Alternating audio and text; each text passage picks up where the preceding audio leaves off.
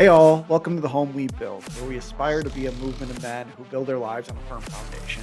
This week we start with Outpost Insights, Helms and Heritage, and then finish up with a firm foundation. Let's get going.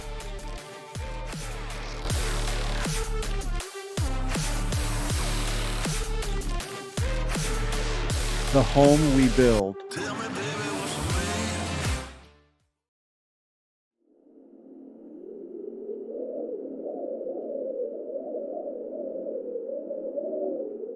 Today on Outpost Insights, I want to talk about a small issue or not even an issue so much as just an idea that I crossed my plate here recently, um, which is where racism and discrimination stems from. And we all are, as we've talked about numerous times on the podcast, we all are sinners and fallen. And it does stem from that, but there are a variety of things that can cause that topic to come up and become problematic. And so I wanted to talk just briefly um, about where the Christian faith stands on this, and then also one area that I think is a part of a contributing factor in the conversation. And so from the Christian perspective, we are all created in God's image. It talks about that in Genesis, the first chapters, and we are all fallen and have a sinful nature.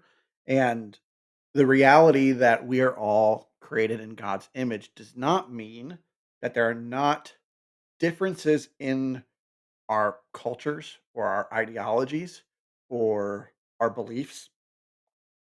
And there are challenges and problems within every human culture because we are sinners and fallen and because we aren't perfect human beings.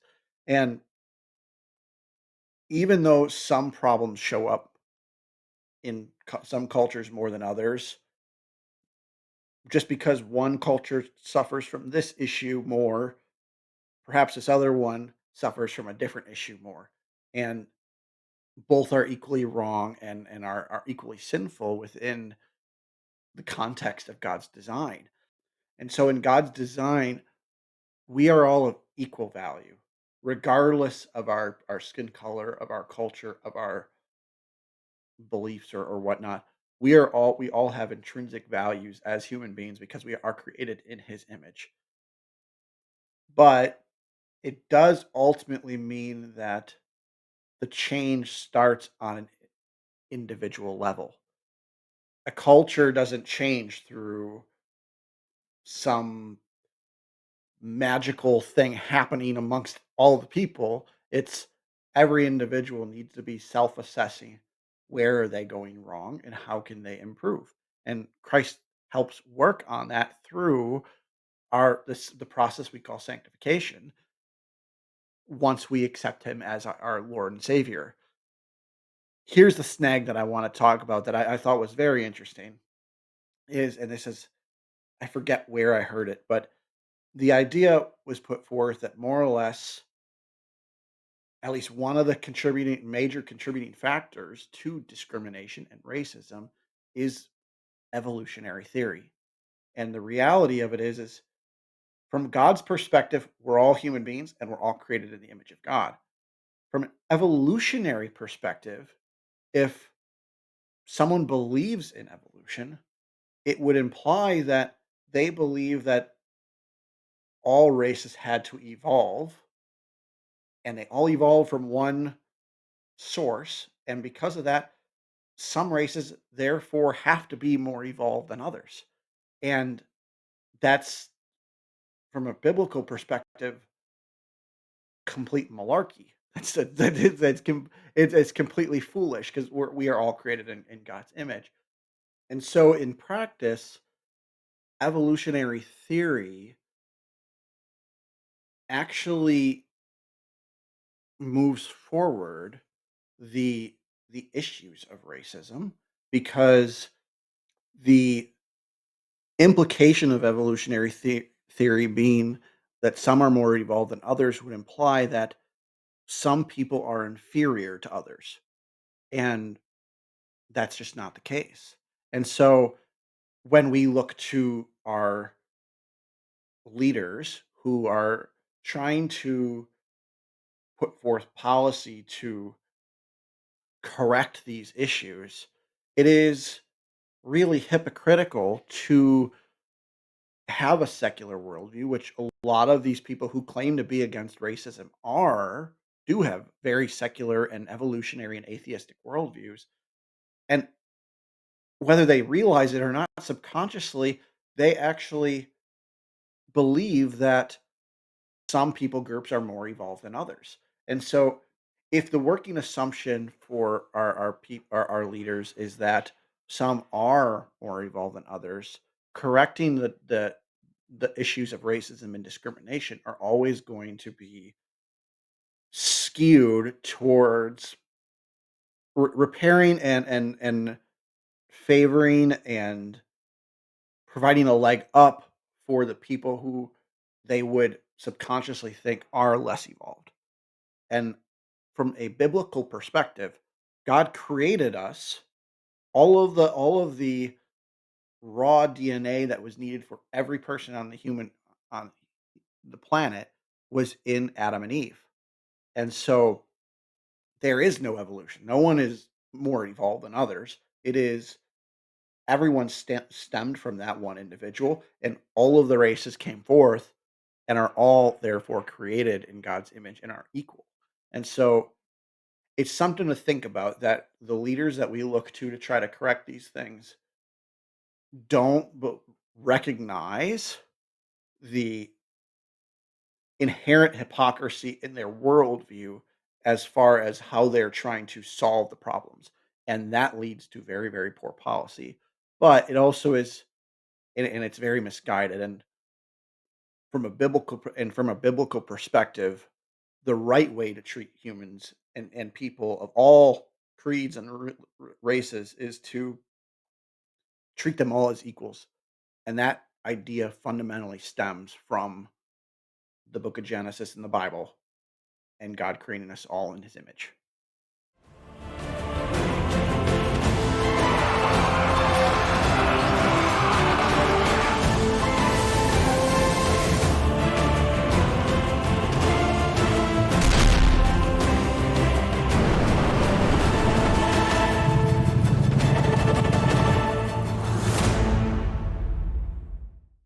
On Helms and Heritage this week, I want to, um, we're going to address Christopher Columbus, but I want to tell you just one or two things about how I'm proceeding in this segment, and where I'm getting a lot of the information that I'm going to be talking about. Um, this is one of a couple different books. It's called The American Story, by David and Tim Barton. Um, this has been a very good reference for me, and I've got one other book that I'll share with you when the time comes that I actually get it. I'm going to be ordering it here shortly, but I'm taking the time to read through these books, and then I'm going to be examining some of the sources. I've been looking through the different footnotes and whatnot in them, and taking a look at where are they getting the information that they're presenting, before I share it with you guys. And then I'm also doing a little bit of digging on my own when I can, um, to try to do my best to actually give accurate information on what actually occurred in the historical um, events that we're talking about. And so that and for that matter, that is in a lot of ways how history should be approached. We kind of talked about this the last time we had this segment, is that the goal of history is not to interpret events based on what I believe. The goal and of history as a practice is to go and look at sources, look at the writings of the people who were involved, if they exist, or look at the writings of people who were side by side with the individuals that are being talked about, and examine what they have to say about themselves, or what they have to say about the individual of note. And so examining those things, um, allows for us to look at it and say, all right, this event probably happened because of these motivations and these reasonings and the situation that they were in, and portray that accurately rather than saying, all right, well, I think this is right, so that must mean that that person was really wrong and evil because they don't believe the same thing I do. That is not being intellectually honest about sourcing and the information that you're portraying. And so one of the things that's really annoying about the way history is taught today is that it's memorize facts and repeat them. And how we should really be looking at history is to think critically and ask questions and to take time to look at the documents that are there and then ask why and what and how and who, and actually spend the time to think about it and then come to conclusions based on where the evidence actually leads. And but that takes time and effort and asking questions, not just memorize and reiterate. And when we do that, people don't enjoy history, and that because that is boring. I wouldn't want to do history that way either. And so that's how I'm going to be approaching this. I've got this book and another one. It's called The Golden Thread that I'm going to be getting. That one's more on like Western civilization. I've heard a lot of good things about it, um, and I'm going to be trying to just explain a bit about where we come from and how we got to where we are. And so with that, I want to talk about. This is going to be the first chapter of this book here today. Is about Christopher Columbus and his landing in the New World. Um, so Columbus was born in Italy in 1451 and grew up to be a very, very proficient navigator of the seas. And in Italy during that era in the 1400s, and through a lot of the Mediterranean, what's not one thing that's not talking about much is the the Muslim jihads that were taking place across the Mediterranean, which is to say Muslim nations were attacking around the Mediterranean, trying to take territory that was mainly Christian and Jewish. And we hear a lot about the Crusades, but the Crusades were mainly trying to take back the Holy Land in Israel. And so what we don't hear a lot about is the fact that all of these different jihads were taking place around the Mediterranean. And so he grew up in a time that was was challenging because there were attacks that were happening, and through that, I not don't know for sure whether he served in the military or anything like that, but he became a very good navigator, and he became very proficient in learning about the Bible.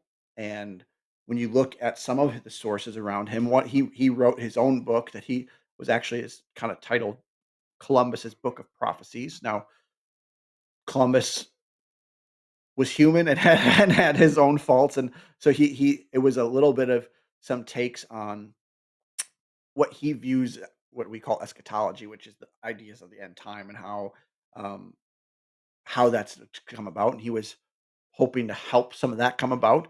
But through that study, he got to know the Bible very well, and he regularly references the Bible in his own writings, and his Christian motivations. And so that motivated him to want to pursue a couple different things. One, he as a navigator, he had that very um, high interest in trying to sail across the Atlantic, and went looking to try to do that, um, because he thought there was an ability to reach Asia and do that a lot faster than sailing all the way around Africa. Additionally, he looked at it from a standpoint that if he did reach India or the West Indies, as they were called the West Indies at the time, or if he reached Asia in general, he may be able to use that to bring back some wealth to be able to help um, fund some of the defense and stuff for his civilization and the Italians, but also potentially to help with taking back the Holy Land.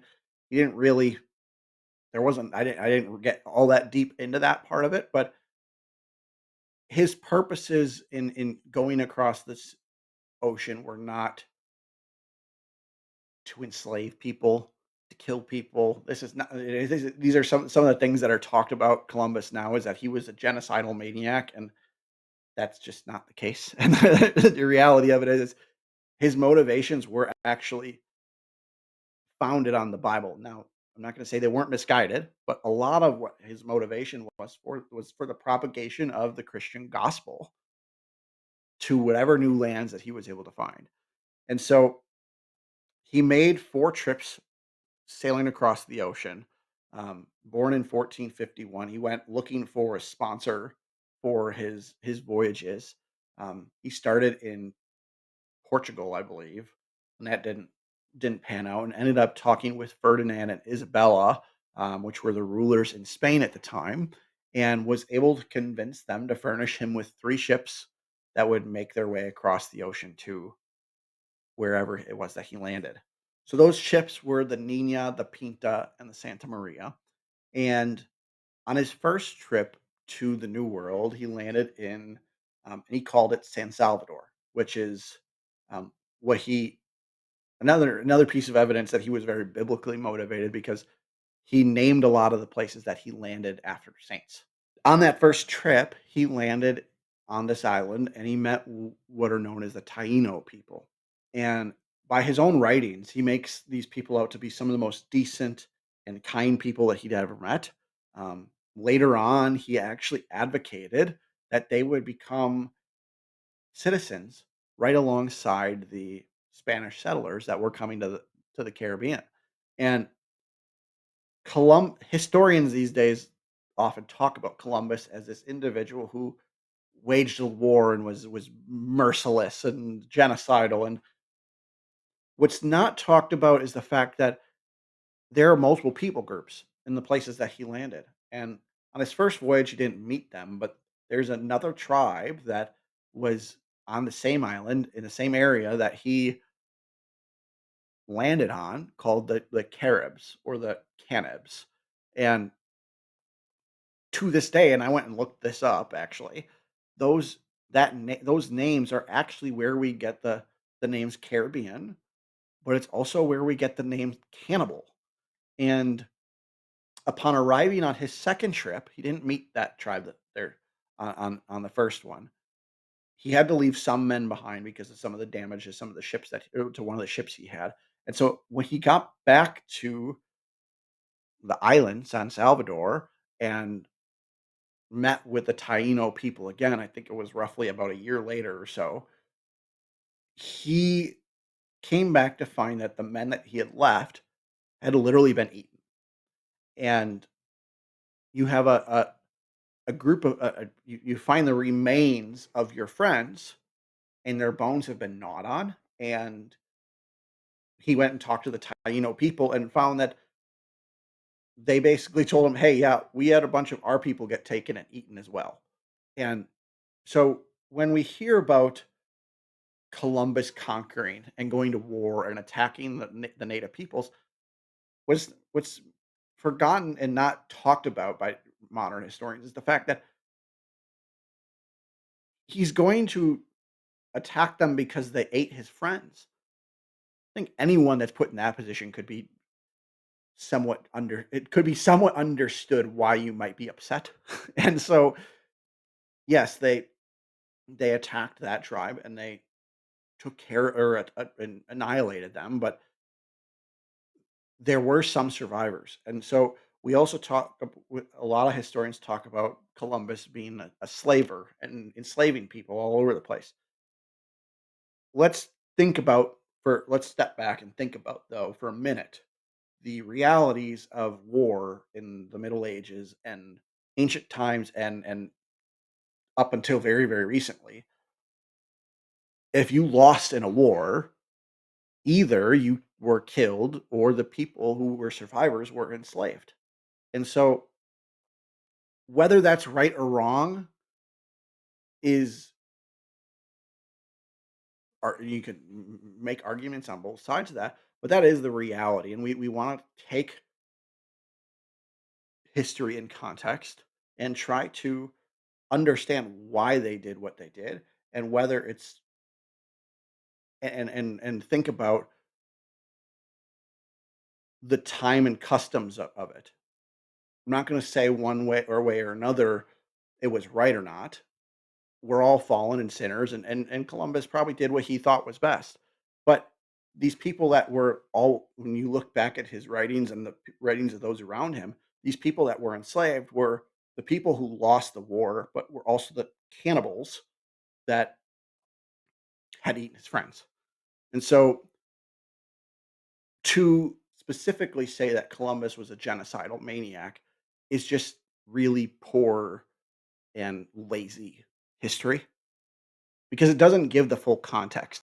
So the Canad people are the people, a lot of the people who ended up going back to the old world as slaves. And there were some, but and there were some of the Tainos that actually went back as voluntarily and ended up working as interpreters, helping Columbus in trips to come. And so on that second trip, Columbus ended up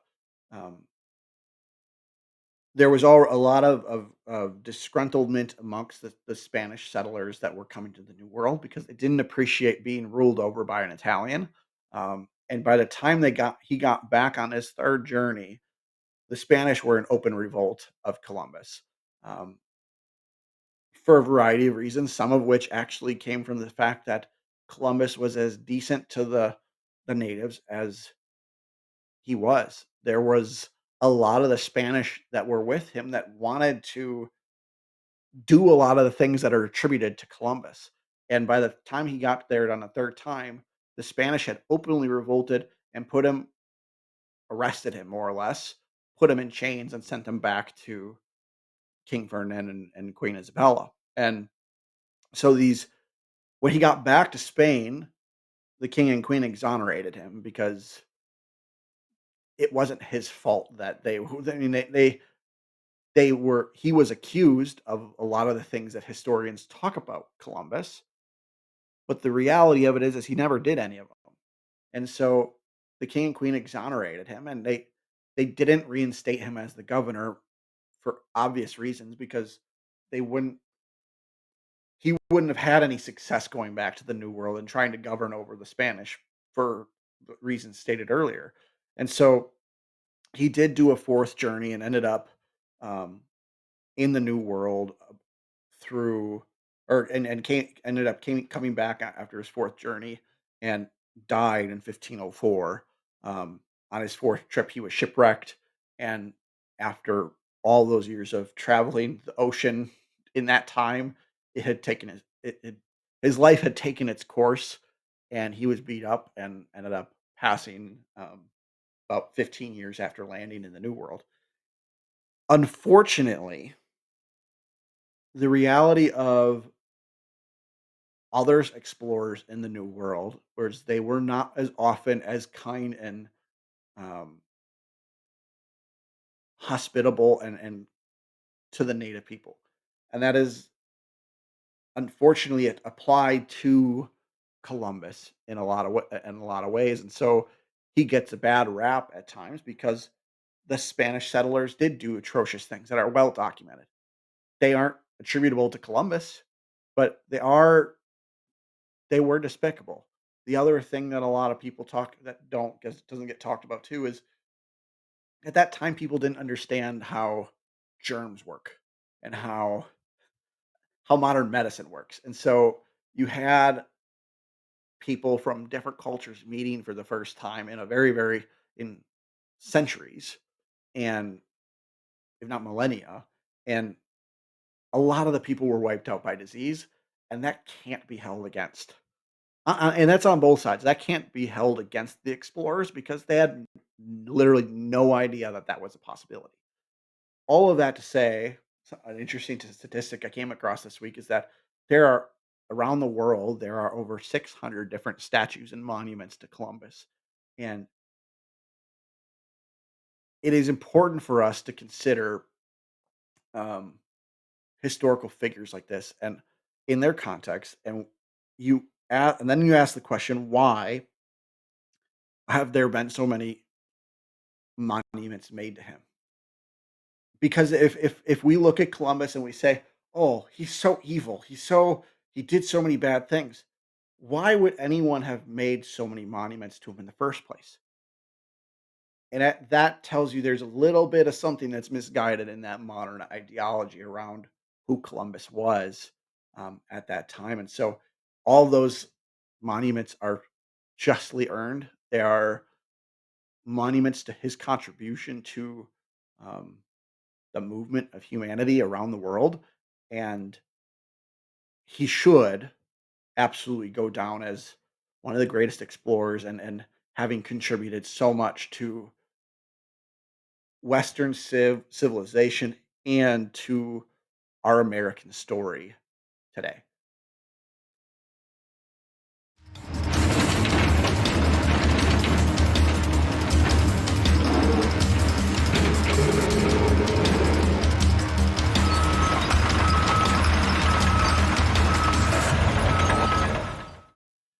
So the last few weeks we've talked about intentionality, and I want to talk about another aspect of that, and that is within our careers and within business.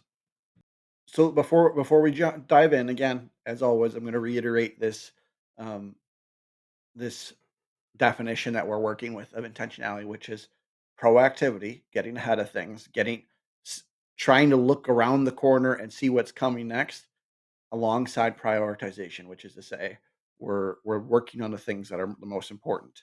And so, in our careers and in business and whatnot, I want to talk about a few things.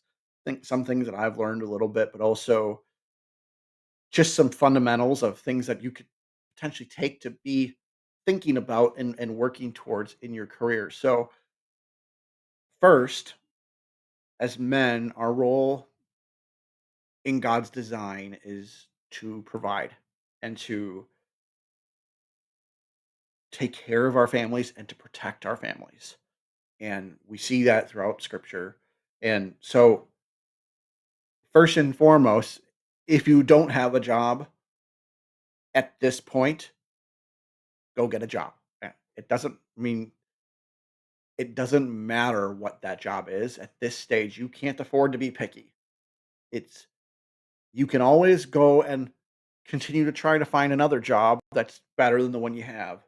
But you don't start with, all right, I got these six things that I'm looking for in a job. And if you don't have any experience or you've lost your job, your first role as a man is providing and protecting for your family. Even if you're single, this applies to you too, because you may not have a family that you're protecting and providing for now. However, the money you earn and the position you put yourself in prior to marriage is going to play into how you are able to provide and protect your family later on. And so get a job. That is first and foremost. And it's again, this is not a situation in which you can afford to be picky. No, if you don't have the skills that are needed for the job, maybe don't apply to that job. But if you do, apply to jobs and apply to all of them. Doesn't matter. Get your resume out there, apply to as many jobs as you possibly can. That is going to give you the best chance of one, finding a job you like, but two, getting one quickly. And so taking a job and getting moving forward in your career is step one.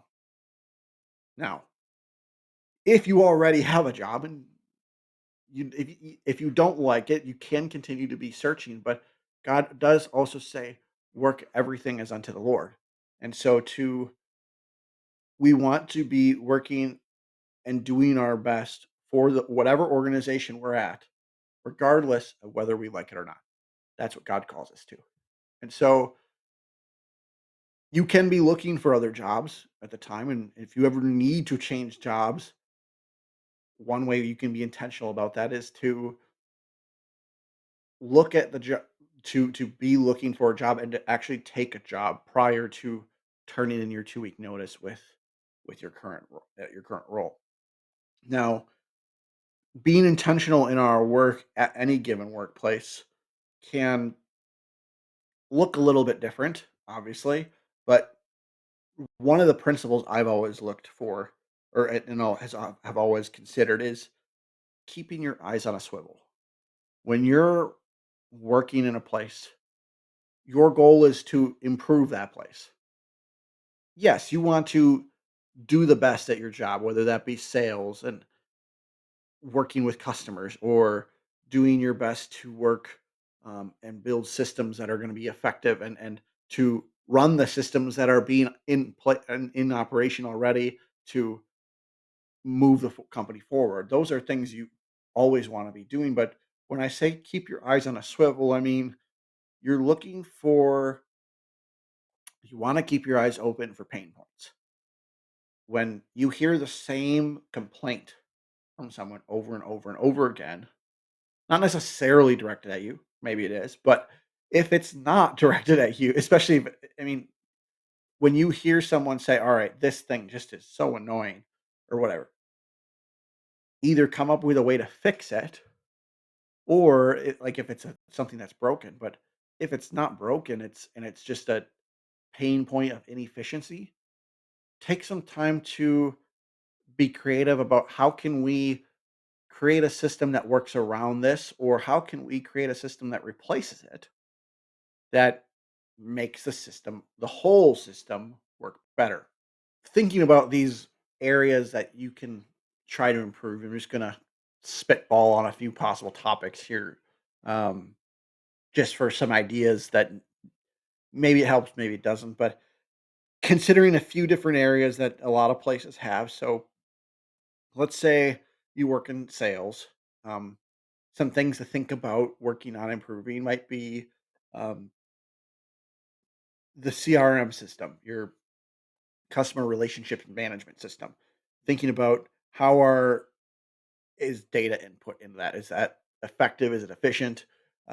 Thinking about what are some of the areas that you could use coaching on as an individual. What are some areas that you could help coach someone else on when it comes to working with customers in general? Could you improve the quoting process to make it simpler for the customer to work with your company? Could you make suggestions or be observant of areas that are customer pain points that are it's difficult for them to work with your organization in a specific way. So how can we address that to make it easier for them to buy from you or to work with you guys? If you're thinking about more of an operations standpoint, um, that might look like trying to remove human error from data entry or from different systems that you're working with. What are some areas of inefficiency, whether it be in manufacturing or in how you're bringing your product to your customer, whether it could be logistics, it could be um, the means in what it might be the IT that on your website that you're seeing becomes a pain point, and you're hearing from your sales staff that there's an issue, and you can work with the IT team to come up with some creative solutions. Or it could be operations includes accounting. It could be, hey, this is a really time consuming task that we're finding. How can we automate that to make it go faster? Um, if you work in food service, it could be, how can we make sure we have less mistakes made with for our orders for our customers? Could be, how do we more efficiently bring the food out to the customers, or how do we um, encourage our employees to be more friendly with the customers? Is there a reward system that could be in place that could make our employees go the extra mile to improve the the interaction they have with customers. There are all sorts of areas, regardless of where you work, that can be thought about of, hey, I saw that I work at a hotel front desk and boy, we use a lot of paper to move a customer through a situation. What if we could automate a part of that? I don't I'm just throwing stuff up against a wall to see what sticks at this point. But it's your eyes should be on a swivel and thinking about the different things that you're seeing in your work environment that is causing either pain for your coworkers, your employees, or causing pain for your customers. And then how can I improve that thing?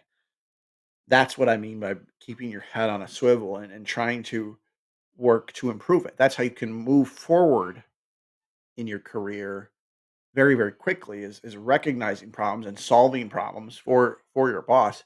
That gets recognized without a doubt. Moving away from specifically things that you can do to improve yourself if you are in a business and working as an employee, and moving more towards the entrepreneurial side of things. That is to say, if you own a business, I want to give just a little bit of background on me before I dive into a couple of things that I think are worthwhile.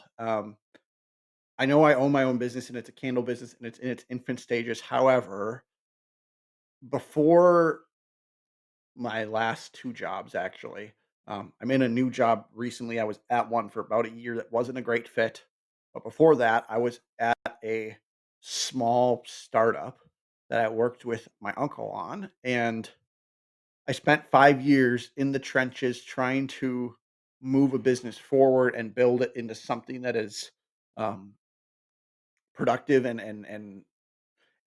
building from the ground up, trying to create a foundation for a business that can move forward. And at this point, that business is actually off the ground. It's hard working with family, as you can imagine, and so it's a very long story. It became time for me to move on when I left. However, I have spent 5 years there, laying some groundwork and trying to build a business, and now I'm starting to do the same thing for my own business. So I do have some experience in this. I'm not going to say I've created a huge successful business. However, I do want to speak to a few things I think just think about at a bare minimum if you're going down the road of starting your own business. Um, and so one of the things that I've learned in the last number of years is making sure that what you're doing and is in line with the goal you have and the calling you have. And what I mean by that is I started the candle business. This is just an example. I started this business and it was called Warm Home Candles. Well, I kept that name. It still has that name. However, that name was limiting in a lot of ways. And I started this podcast as an audio journal, as a means to try to tell the story that I have and how I came up with that candle brand.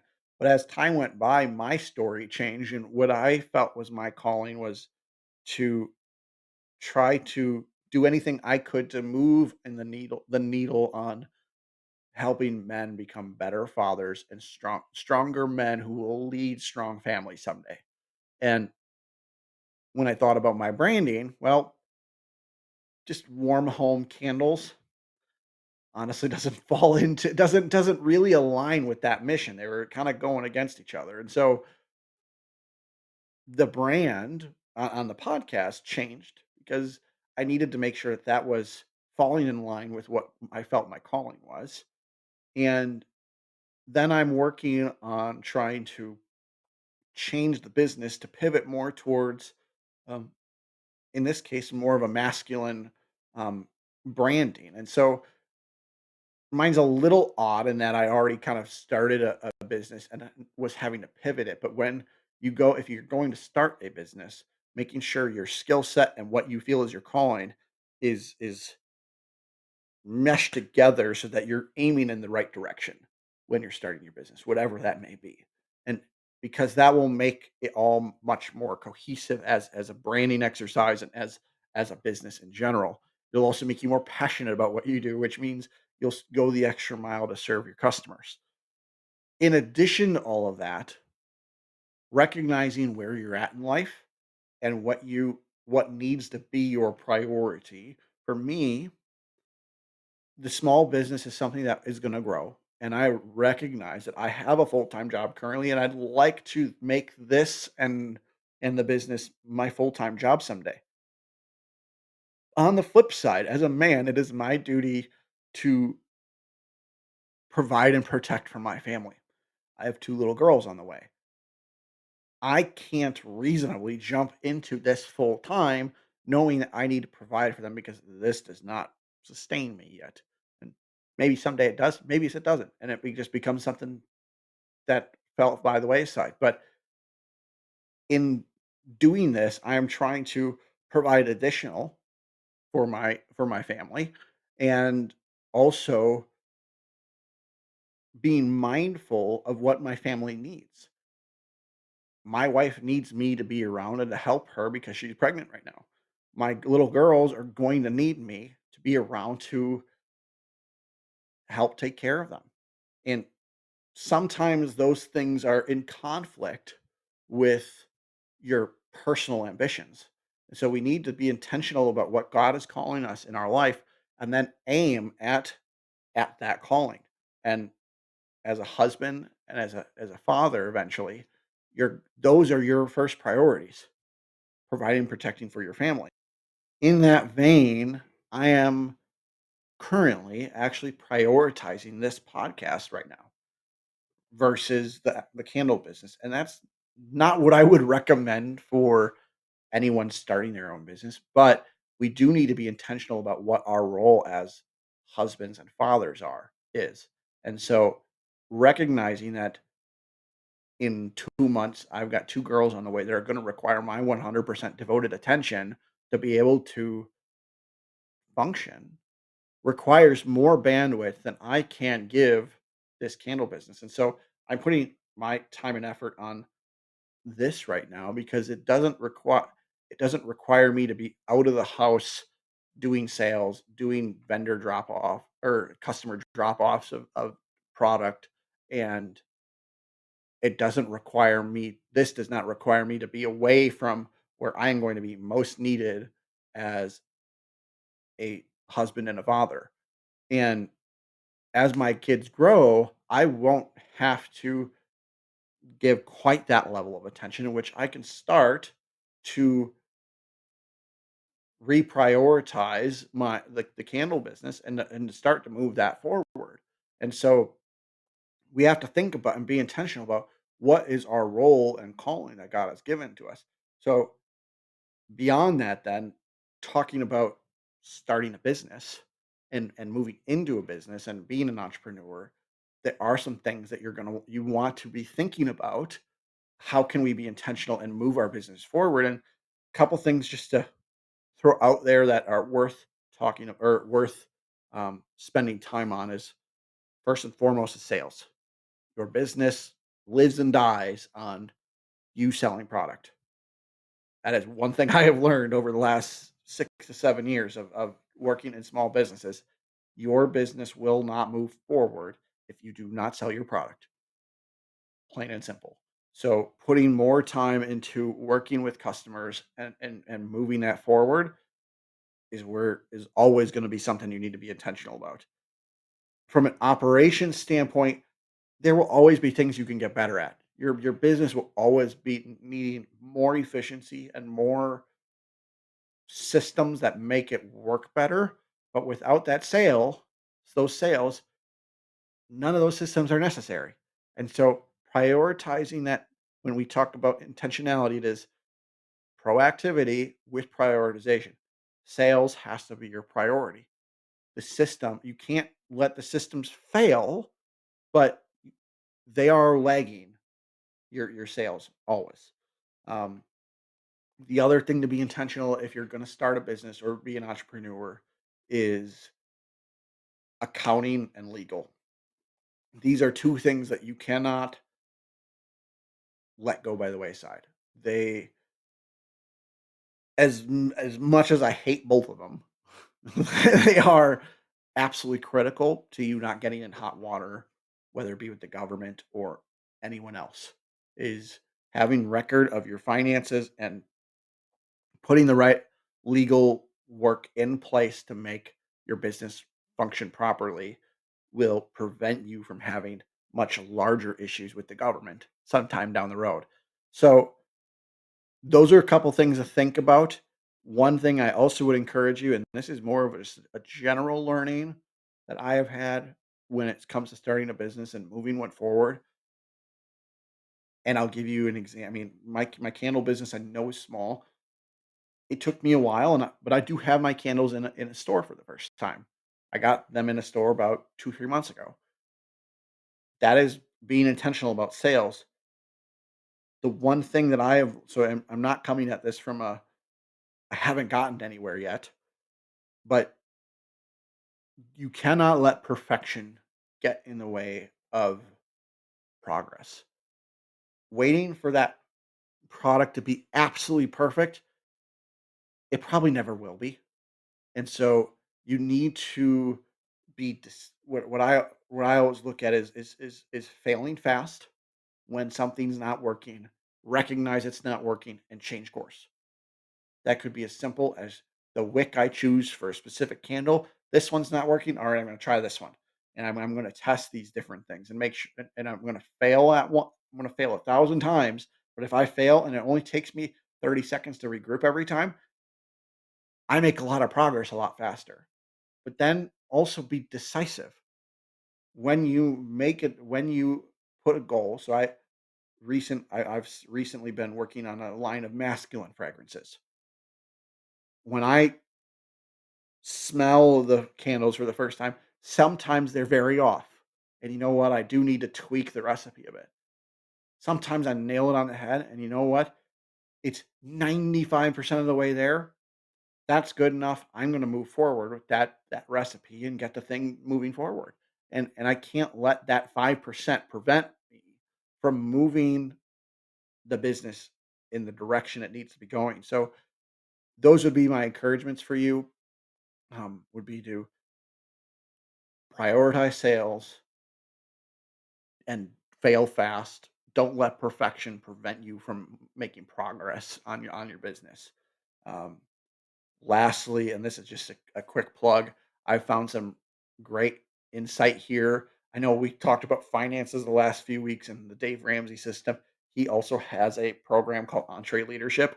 I'm going to leave it at that. Go check it out. It's got a lot of great resources for you. But I want to just leave you with again this being decisive when you're being intentional in your businesses, make sure to you're prioritizing, you're figuring out what you need to do, and then you take action.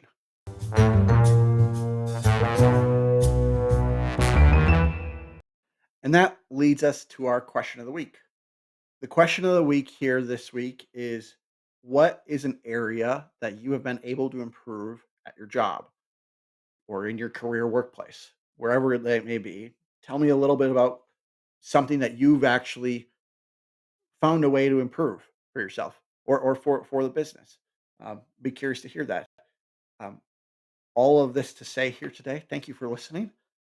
Thank you for the likes and subscribes. And um, if this has been helpful, please um, like and subscribe. Share it with a friend. Leave me a comment. I'd love to hear your answer to the question.